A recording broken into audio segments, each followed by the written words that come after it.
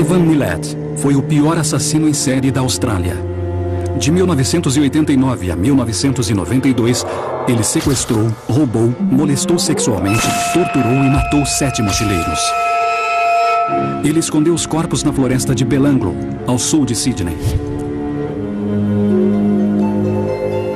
Será que o ambiente em que Milet cresceu o colocou no caminho inevitável dos homicídios? Ou ele nasceu para matar? Dementes.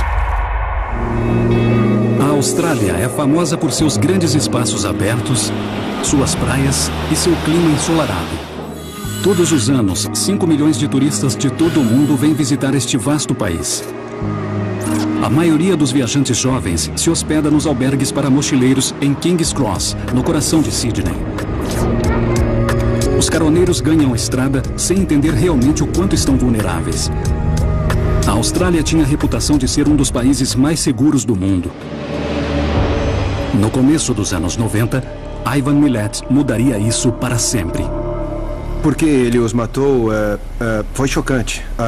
Algumas pessoas foram torturadas, algumas pessoas foram estupradas. Ele usou algumas pessoas para praticar tiro ao alvo. Ele é um homem que gostava de matar. Era um homem que gostava de poder e da satisfação sexual que tinha com as vítimas. As jovens vítimas eram raptadas, suas colunas eram cortadas e depois ele brincava com elas como um gato brinca com um rato. Foram crimes hediondos. Eu creio que foi violência pelo prazer da violência cometida por alguém que apreciava explosões de violência. Os alvos preferidos dele eram mochileiros porque eles estavam longe de parentes e amigos. Era menos provável que as pessoas soubessem onde eles estavam, o que estavam fazendo. Foram 7 jovens no auge da vida que devem ter passado por um sofrimento indescritível. É uma coisa que nem merece ser lembrada. Você se pergunta como os familiares conseguem suportar tais pensamentos. Eu não posso descrevê-lo como um ser humano. Eu acho que ele não tenha sentimentos de um ser humano. No dia 30 de dezembro de 1989, James Gibson e Deborah Everest, 2 australianos em visita a Sydney, foram vistos pela última vez saindo de Surrey Hills para viajar 480 quilômetros de carona até Albury. Em janeiro de 1991, a mochileira alemã Simone Schmidl saiu de Sydney de carona para se encontrar com a mãe em Melbourne.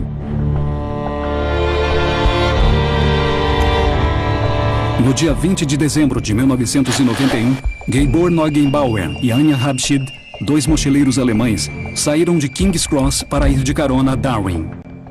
18 de abril de 1992, as mochileiras britânicas Joanne Walters e Caroline Clark foram vistas pela última vez saindo de King's Cross para viajar de carona pela Austrália. Nenhum desses viajantes foi visto novamente. Todos eram jovens e despreocupados, em busca de aventura. Todos foram vistos pela última vez pedindo carona na Hume Highway. Todos aceitaram carona de um simpático estranho e foram todos mortos por Ivan Milet. Paul Kidd é o maior especialista australiano em assassinos em série. Ele dedicou a vida a pesquisar e escrever livros sobre este tipo de assassino na Austrália.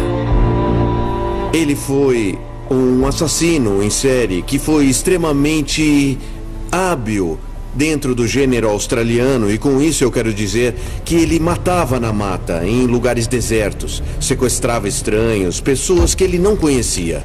Ele os levava para lugares totalmente isolados, onde ele cometia os crimes. Então ele ocultava os corpos, escondendo em lugares onde seria muito pouco provável serem encontrados.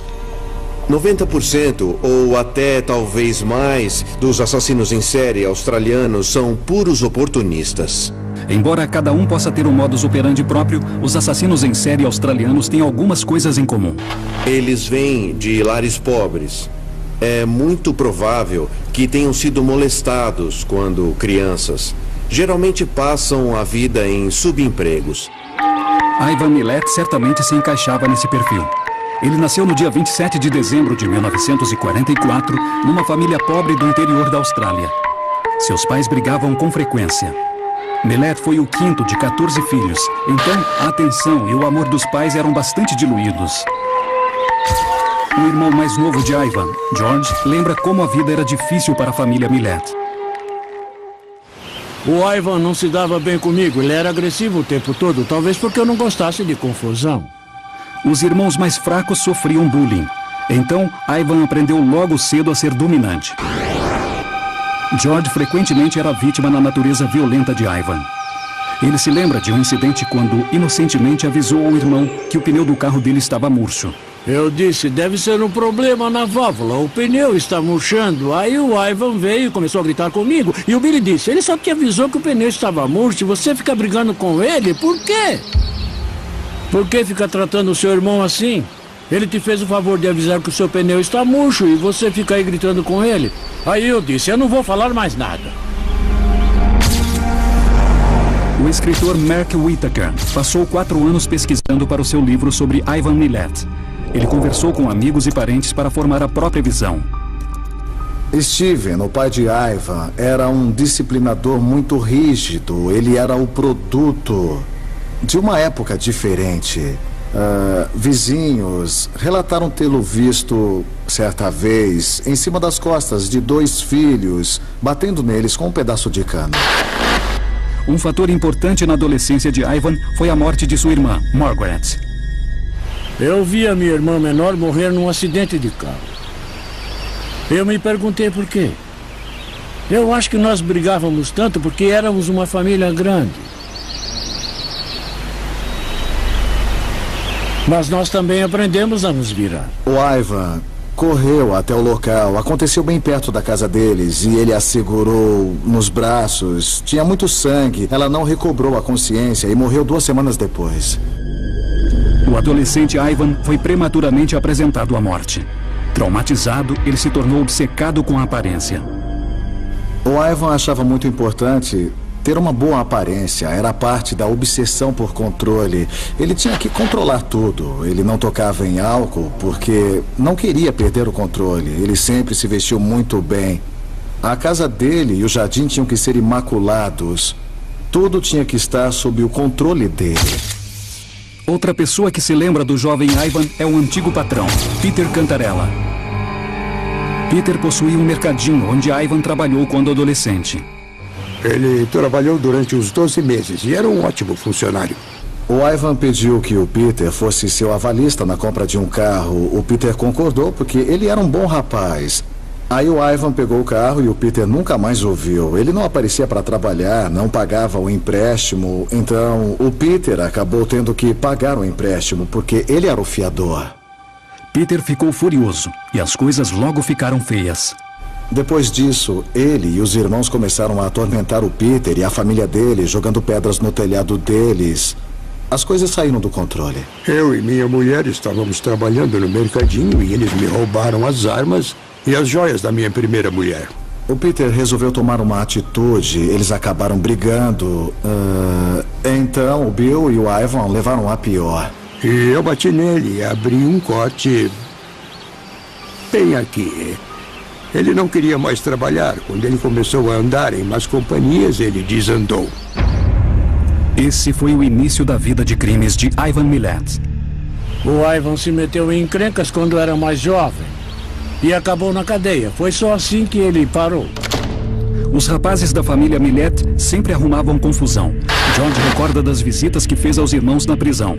A cadeia de Long Bay era muito famosa. O Ivan foi para lá.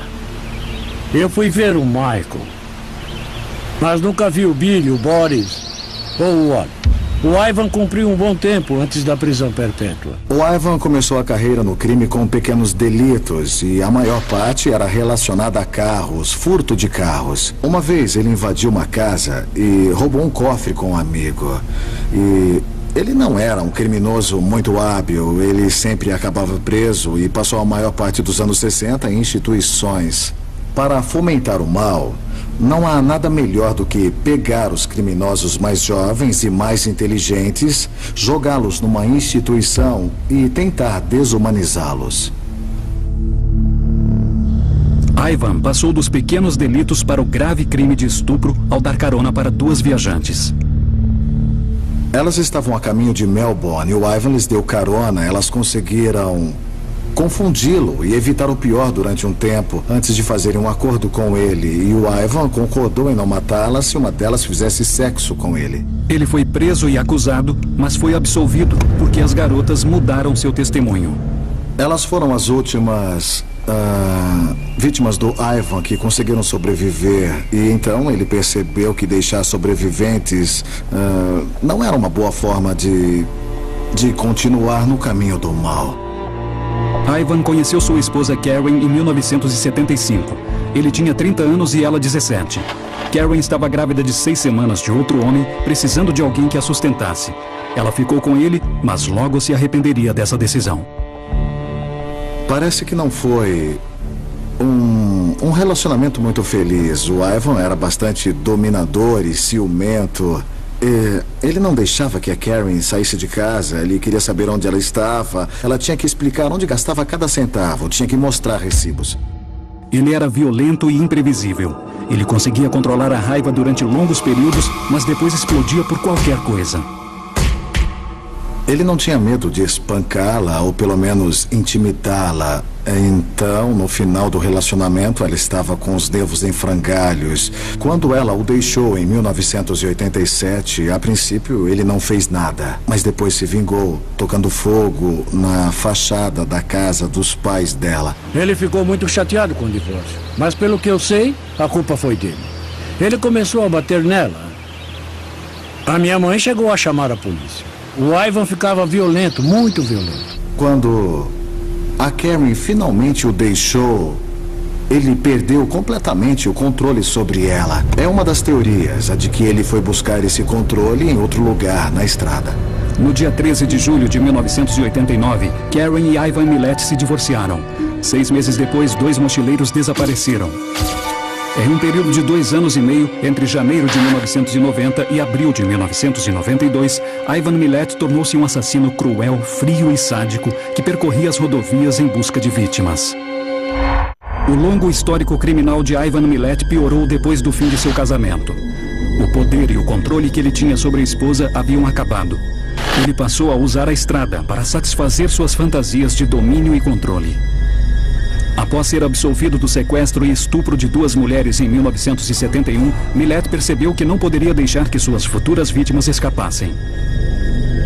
Millett se considerava acima da lei. Sua grande coleção de armas fazia parte de sua imagem de fora da lei. Era comum ter armas na família Millett. Eu ganhei uma espingarda de ar comprimido quando era criança. E ela ainda está comigo. Na época eu tinha um arco e flecha, um estilingue e essa espingarda. Hoje eu tenho armas de verdade. Mas a gente só ia para o mato praticar tiro. E ninguém se metia em confusões. Bem, alguns se meteram. A prática de tiro ao alvo da família Millett ocorria em uma de suas propriedades, onde eles até construíram o próprio estande de tiro. Você não pode deixar uma arma carregada, jamais. O irmão mais novo de Ivan, George, orgulhosamente mostra sua coleção de armas, que inclui até um mosquete de Ivan. Esta é a espingarda de ar comprimido número 2. Esta é uma 410. Esta é uma espingarda de cano longo. Esta é uma Renton 2506. E esta é a arma do meu irmão. Quando você puxa o gatilho, isto aqui fecha. Ninguém sabe como o fascínio de Ivan por armas acabou se transformando no desejo de matar de verdade. Ivan deu carona para o inglês Paul Onions, que viajava de carona nas cercanias de Sydney. Onions ia para Mildura para trabalhar colhendo frutas. O promotor do caso, Mark Tedeschi, recorda da história do homem que mais tarde seria sua principal testemunha. O Ivan o abordou numa loja que fica na Hume Highway. O Paul ficou feliz por conseguir uma carona, então ele se sentou no banco da frente da caminhonete que o Ivan tinha. Começaram a rodar pela rodovia até que chegaram num determinado ponto. De repente, o clima dentro do carro tinha mudado. Ele notou isso. O Ivan parou o carro, desceu e começou a mexer embaixo do seu banco. Aí, de repente, ele pegou uma pistola. Onions ficou aterrorizado e, numa fração de segundo, tomou uma decisão. Então ele decidiu que não importava o que acontecesse, ele não ia ficar dentro do carro. Ele saiu do carro e começou a correr em direção à rodovia em zigue-zague, conforme havia aprendido na Marinha. Se você corre do inimigo, você não corre em linha reta. Então ele correu em zigue-zague. E enquanto ele estava correndo, ele ouviu 2 tiros serem disparados. À luz do dia, numa rodovia movimentada, Ivan abriu fogo implacavelmente. Um carro finalmente parou e Paul Onions pulou dentro dele. O motorista, sem querer, o salvou, não só de horas de tortura, mas também da morte certa. Ele foi levado à delegacia, onde deu seu testemunho, que foi arquivado entre outros pequenos delitos. Só 4 anos depois, a polícia perceberia que ele era uma testemunha vital. Após a fuga de Onions, não houve nenhum crime durante 1 ano. O viajante inglês teve a chance de escapar, mas outros 2 não teriam a mesma sorte.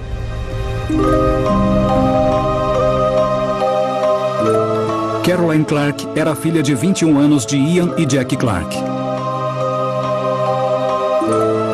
Uma jovem inteligente e alegre que amava a vida e sonhava em viajar para a Austrália. Antes mesmo da adolescência, ela queria conhecer a Austrália desde os 10 anos de idade. Por influência de alguma amiga daqui, ou de fora do país, eu não sei. Ele foi para lá e estava se divertindo bastante. Ela conheceu a babá galesa Joanne Walters em King's Cross e elas decidiram ir juntas colher frutas. Para economizar dinheiro, elas foram de carona, contra os conselhos dos pais de Caroline. Nós sempre dissemos a ela que pegar carona não era uma coisa segura e nós dizíamos sempre a Caroline, olha, não importa a situação, jamais faça isso sozinha. Nós preferíamos que ela pegasse um transporte público, sabe? Trabalhe um pouquinho mais e pague a passagem. Mas bem, enfim, ela foi.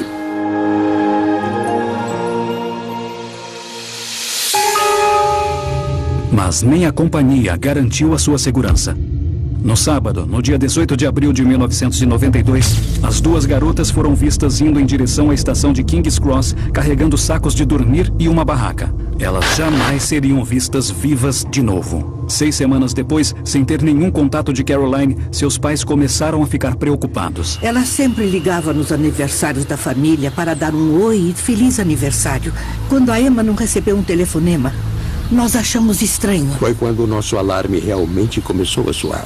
E então, depois disso, começamos a fazer uma busca para valer. Os Clark fizeram tudo o que podiam para encontrar a filha mais nova. Nós imprimimos folhetos com a foto das garotas e enviamos para todos os albergues para mochileiros. Nós imprimimos montes deles e dissemos a eles, quando alguém sair daqui, por favor, peça que levem os folhetos para outros lugares e deixem lá. Então, eles se espalharam pela Austrália bastante rápido. Você não quer acreditar que aconteceu alguma coisa. Você não quer pensar que algo de ruim pode ter acontecido. Mas quando a ausência dura alguns meses... Eu acho que nós demoramos muito mesmo para encarar o fato de que ela não iria mais voltar. Você fica numa espécie de limbo, eu diria. Não é fácil. 4 meses depois, Caroline foi encontrada. Um tipo diferente de angústia se instala. Você sabe que ela está morta, então pode começar seu luto. 2 corredores descobrem os restos mortais das garotas na floresta de Belanglo, perto de onde Paul Onions havia escapado 2 anos antes. Ian e Jackie Clark sabiam que sua filha havia sido assassinada brutalmente, mas agora a pergunta era, por quem? Ficamos sabendo mais ou menos o que havia acontecido com ela e foi uma coisa terrível, porque foi uma coisa maligna, tão hedionda. Você começa a tentar reviver os fatos no lugar delas. E você fica tentando reviver o que elas sofreram. Após a descoberta dos corpos das jovens na floresta, a polícia criou uma força-tarefa para encontrar o assassino. A equipe foi liderada por um dos mais experientes detetives da Austrália, o comandante Clive Small. Elas tinham vários ferimentos à bala e vários ferimentos à faca, como a maioria das vítimas. Isso mostrava um padrão de comportamento que, além de simplesmente matar uma pessoa, indicava que a satisfação continuava bem depois da morte da pessoa. 2 crimes brutais, mas sem evidências ou testemunhas. Os investigadores chamam o maior psiquiatra forense da Austrália, o Dr. Rod Milton. Milton tem mais de 20 anos de experiência fazendo perfis de assassinos em série. Ele foi levado ao local do crime para tentar entender os terríveis crimes que haviam acontecido lá. Ele permaneceu em silêncio, pensando em todas as informações que havia recebido sobre as mortes. Foi aqui que o corpo da senhorita Walters foi encontrado e ela estava deitada debaixo desta pedra. Os ferimentos eram bastante severos, havia várias facadas. Havia uma facada no pescoço que deve ter sido imediatamente fatal. Eu via a violência pelo prazer da violência cometida por alguém que apreciava explosões de violência. As roupas rasgadas sugeriam que havia um elemento sexual. Isso foi o máximo que eu pude concluir, mas parecia que era uma combinação desses 2 fatores. O que foi feito provavelmente tinha como objetivo a humilhação, porque era isso que o Ivan gostava de infligir às vítimas. Era para ter poder mais do que qualquer coisa. E Ivan Millett tinha principalmente a intenção de exercer poder sobre as vítimas. O corpo de Caroline Clark foi encontrado a pouco mais de 60 metros dali. Ela também foi deixada numa posição especial que dizia algo sobre o assassino. Ela estava caída de bruços, com um braço para cima e uma das mãos no rosto. E ela tinha levado vários tiros na cabeça. A autópsia mostrou diferentes perfurações no crânio, o que sugere que o assassino mexeu a cabeça para fazer aquilo que lhe dava prazer. Tudo indicava um homicídio bastante deliberado, frio e calculado. Mas não é incomum assassinos em série, assim, arranjarem o corpo em determinada posição. E havia uma similaridade entre a senhorita Walters e a senhorita Clark, no sentido de ambas estarem caídas com o rosto para baixo. E creio que tinham os braços erguidos com as mãos perto da cabeça. Evidentemente, isso tinha alguma importância para o assassino. O Dr. Milton começou a construir um perfil que acabaria sendo vital para a captura do assassino. Ele acreditava que, pela forma como as vítimas foram mortas, 2 pessoas teriam que ser as responsáveis. Eu pensei, são 2 pessoas acostumadas a viver na violência e que devem ter ficha criminal e não sentem nada pelas vítimas, sentem prazer nisso. E o fato de um corpo estar a certa distância do outro sugere que, se há 2 criminosos, então talvez o segundo tenha se intimidado, tenha ficado com vergonha de que o outro o visse. Com relação à dominação, é mais provável que uma pessoa sádica e calculista domine uma pessoa mais impulsiva e mais abertamente agressiva. E isso me deu a hipótese de que havia 2 assassinos, um deles talvez mais velho e mais dominante, sádico, frio e muito violento, porém mais contido. E o outro com uma natureza espontânea e impulsiva. O perfil indicava alguém que adorava armas, mas que odiava mulheres, que adorava o poder, mas que odiava a autoridade. Clive Small fez uma extensa pesquisa das fichas criminais de pessoas que poderiam se encaixar nesse perfil e que também morassem perto da floresta de Belanglo.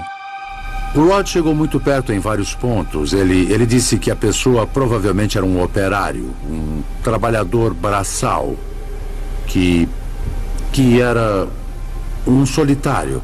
Tratava-se de uma pessoa que conhecia muito bem a floresta.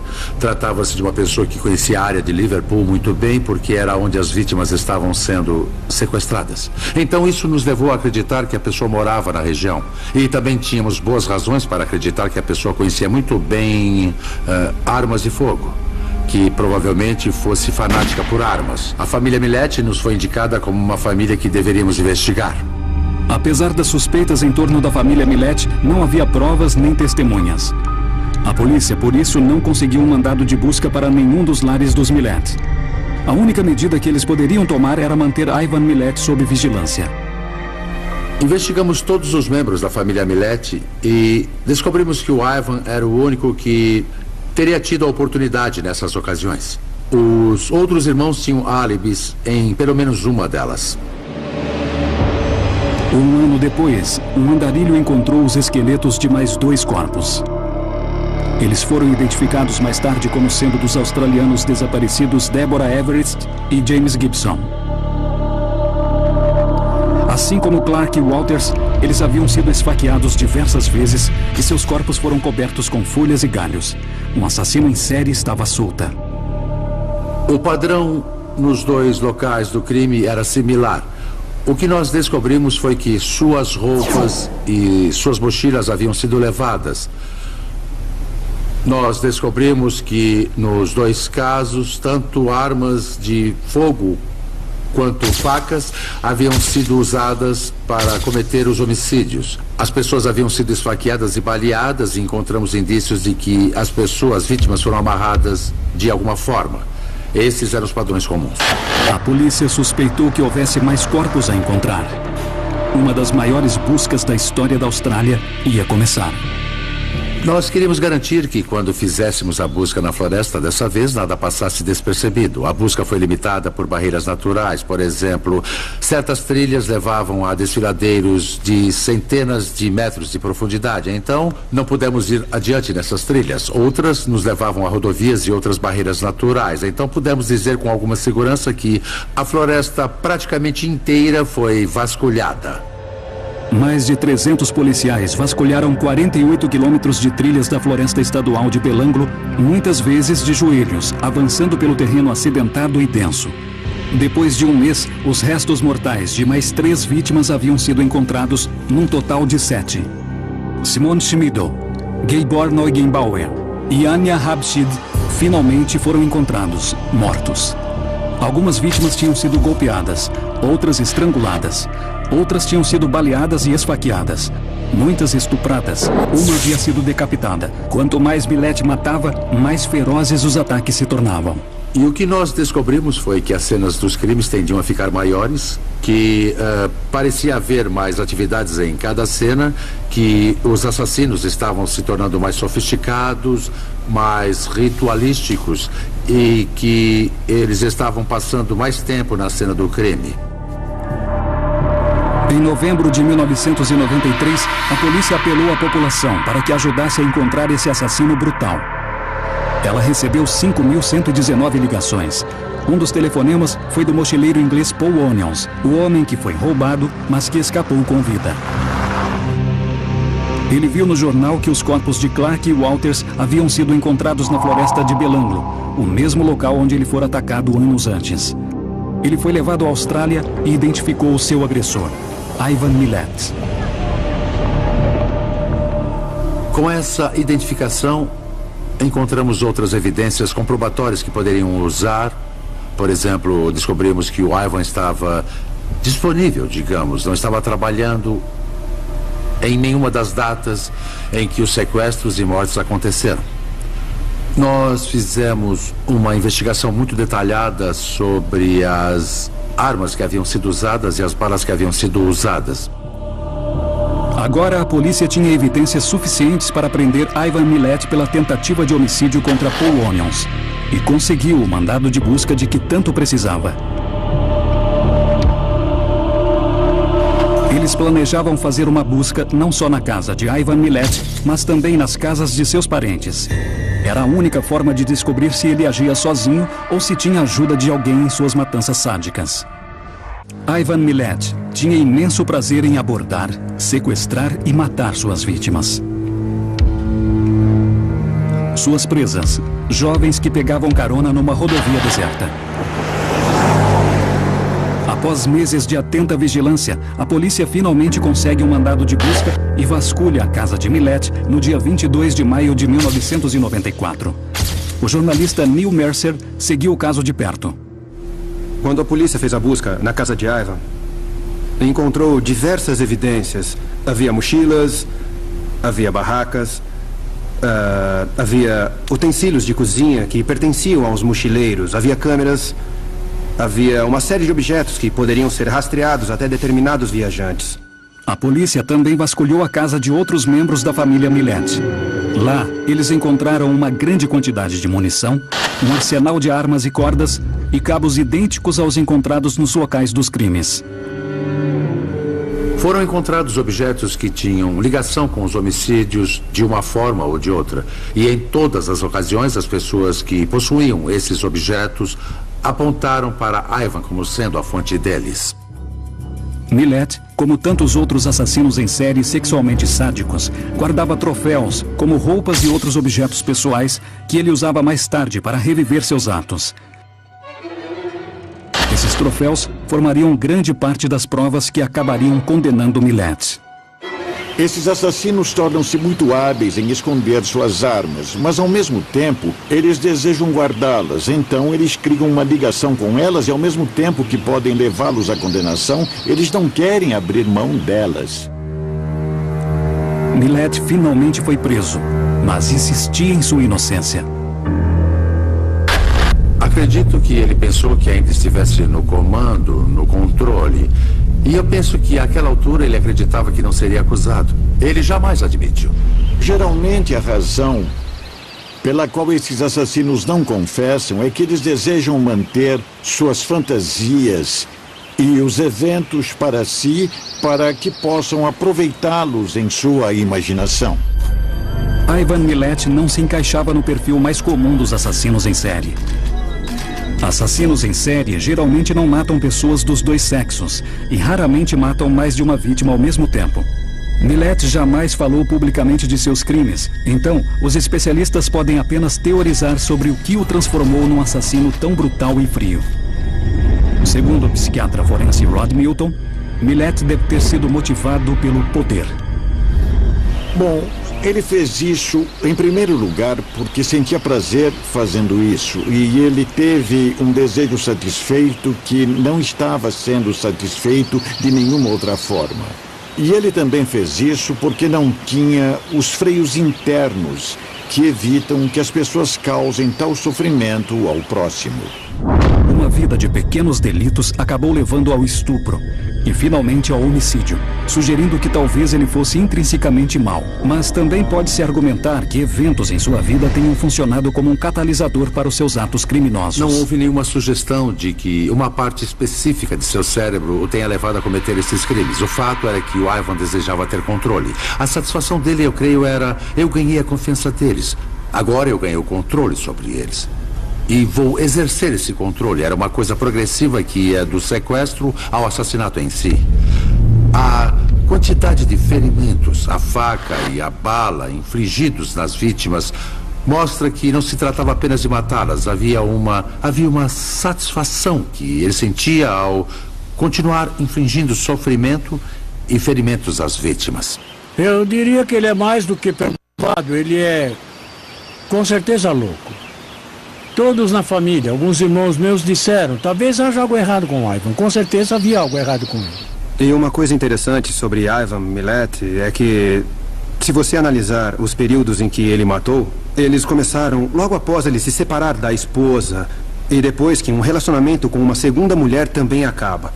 Ele então matou 2 jovens mochileiros e a matança só parou anos depois, quando ele começou novamente um relacionamento.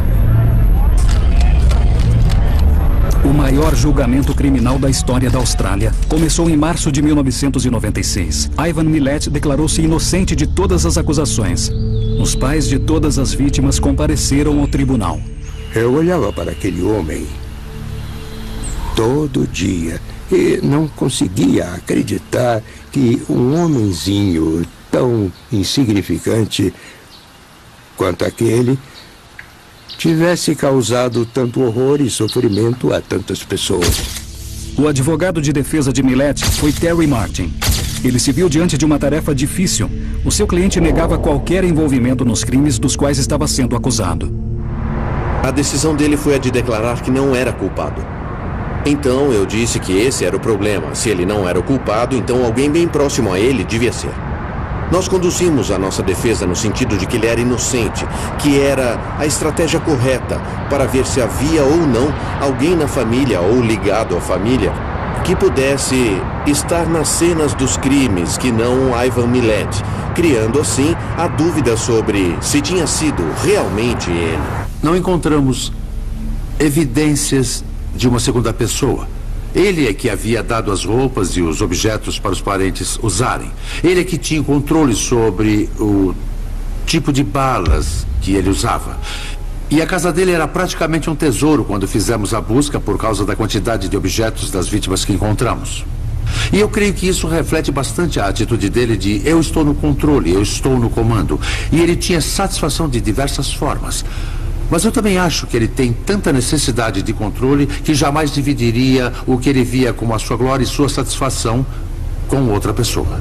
Havia várias evidências importantes diretamente relacionadas a Caroline Clark, a última vítima de Milet. O promotor do caso foi Mark Tedeschi. Havia uma corda que foi encontrada na casa do Ivan. Num saco, numa fronha, na verdade, e havia sangue nessa corda. E o sangue foi analisado por um perito inglês que afirmou que o sangue encontrado na corda era do mesmo tipo que o sangue dos pais da garota. A polícia também encontrou partes de uma das armas usadas no crime, escondida num buraco na parede da casa de Ivan Milet. Eles conseguiram demonstrar conclusivamente com a perícia balística que aquela era uma das duas armas usadas em 2 crimes. A resposta do Ivan a isso foi: eu nunca vi essa arma.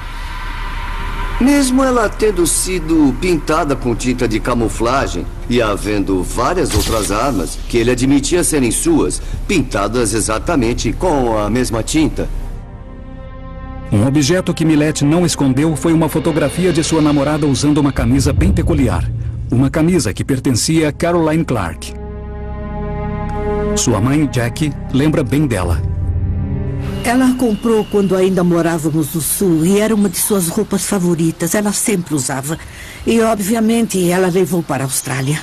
O fato de ele ficar com roupas, mochilas e talvez outros pertences é característico desse tipo de assassino.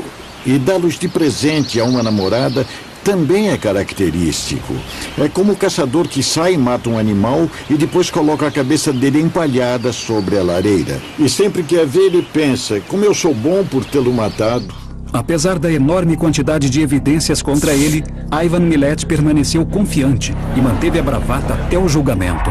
Ivan Milet estava tão confiante de que seria absolvido de todas as acusações que optou por dar o seu depoimento no julgamento. Eu nem posso dizer que foi uma má escolha, porque se ele não tivesse falado, havia tantas evidências contra ele pedindo uma explicação.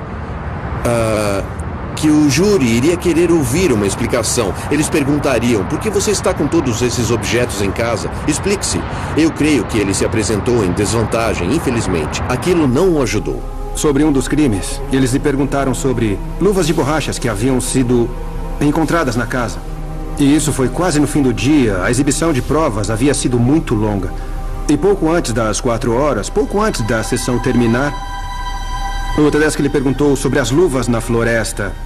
E o Milet deixou escapar: eu não usava E parou.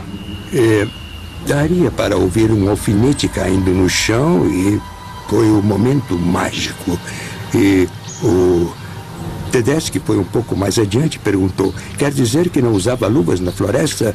E aí ele se virou para o juiz e depois para o júri e disse: eu acho que este é um bom momento para encerrarmos o dia. E então isso foi deixado soando na cabeça dos jurados. Foi um momento em que, se havia alguma dúvida sobre a culpa daquele homem, foi naquele momento que todos pensaram: sim, foi você. Isso, junto às evidências que eles tinham, a balística, o sangue, o DNA, formaram uma argumentação bastante sólida. Ivan Milet foi considerado culpado e condenado à prisão perpétua pelos 7 homicídios e mais uma pena adicional de 6 anos pela tentativa de sequestro de Paul Onions. Até hoje, Milet não admitiu sua culpa.